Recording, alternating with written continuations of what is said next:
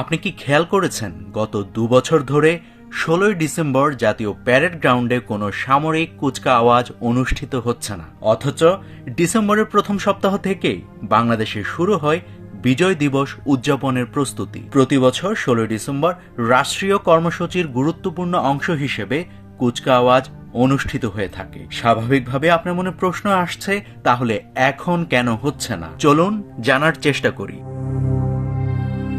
16ই December জাতীয় প্যারেডে সেনা, নৌ ও বিমান বাহিনীর অংশগ্রহণে এই কুচকাওয়াজ স্বাধীন রাষ্ট্রের সামরিক ক্ষমতা ও শৃঙ্খলার প্রতীক হিসেবে দেখা হয়। তবে টানা দ্বিতীয় বছরের মতো এবারও বিজয় দিবসে কুচকাওয়াজ হচ্ছে না। গত বছরের 5ই আগস্ট গণ অভ্যুত্থানের মাধ্যমে শেখ হাসিনা ক্ষমতাচ্যুত হওয়ার পর 8ই আগস্ট অন্তর্বর্তী সরকার গঠিত হয়। ক্ষমতায় আসার 4 মাসের মাথায় 2024 সালের বিজয় দিবসে নিরাপত্তা পরিস্থিতির কথা উল্লেখ করে কুচকাওয়াজ স্থগিত করা হয়।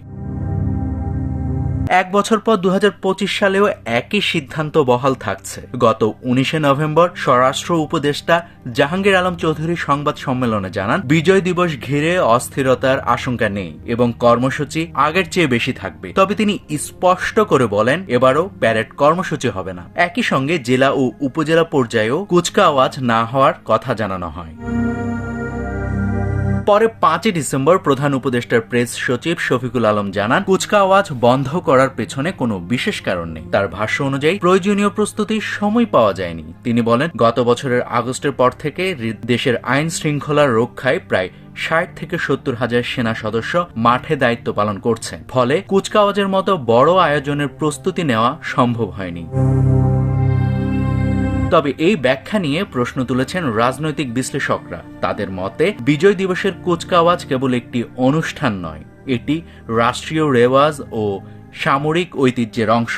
রাজনৈতিক বিশ্লেষক মহিউদ্দিন আহমেদের মতে, কুচকাওয়াজ হলে রেওয়াজ অনুযায়ী 3 বাহিনীকে রাষ্ট্রপতিকে সালাম দিতে হয়। বর্তমান রাষ্ট্রপতি মোহাম্মদ শাহাবুদ্দিন আওয়ামী লীগ সরকারের সময়ে নিয়োগপ্রাপ্ত হওয়ায় তাকে প্রকাশ্যে এইভাবে উপস্থাপন করা অন্তর্বর্তী সরকারের জন্য বিব্রতকর হতে পারে।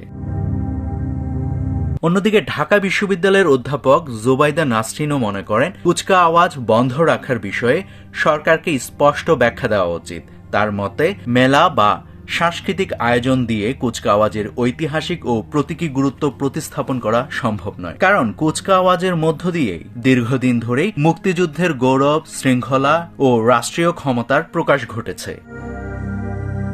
বিজয় দিবস ঘিরে ব্যাপক কর্মসূচি থাকবে। সূর্যোদয়ের সঙ্গে সঙ্গে সাভার জাতীয় স্মৃতিসৌধে পুষ্পস্তবক অর্পণ, 31 বার তোপধ্বনি, সারা দেশে সাংস্কৃতিক অনুষ্ঠান, মুক্তিযুদ্ধ ভিত্তিক প্রতিযোগিতা এবং 3 বাহিনীর ফ্লাই পাস্ট কর্মসূচি থাকবে। এছাড়া 54 জন প্যারাট্রুপারের অংশগ্রহণে জাতীয় পতাকা হাতে স্কাই ডাইভিং এর মাধ্যমে বিশ্ব রেকর্ড গড়ার উদ্যোগের কথাও জানিয়েছে সরকার।